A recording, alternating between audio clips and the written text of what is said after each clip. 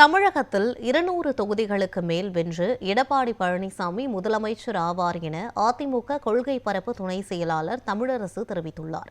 சேலம் மாவட்டம் ஓமலூரில் பேட்டியளித்த அவர், திமுக கூட்டணியில் கட்சிகள் அதிகமாக இருந்தாலும் அதிமுக அமைத்துள்ளதுதான் வெற்றி கூட்டணி என்று தெரிவித்தார். 11 சட்டமன்ற தொகுதியும் சேலம் மாவட்டத்தில் அண்ணா திராவிட முன்னேற்ற கழகமாக கட்டாயமாக வரும். அதற்காகவும் நான் பாடுபடுவேன்.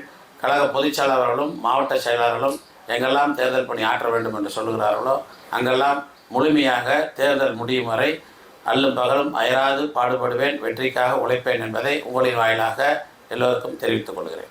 அதாவது திராவிட முன்னேற்ற கழகத்தில் கட்சி தான் கூட்டணி அதிகமாக இருக்குது, கட்சி கூட்டணி தான் அதிகம். இங்கே கட்சி கூட்டணி குறைவாக இருந்தாலும் அண்ணா திராவிட முன்னேற்ற கழக கூட்டணி என்பது மிகவும் பலமான கூட்டணி. இது வெற்றி கூட்டணியாக அமையும்.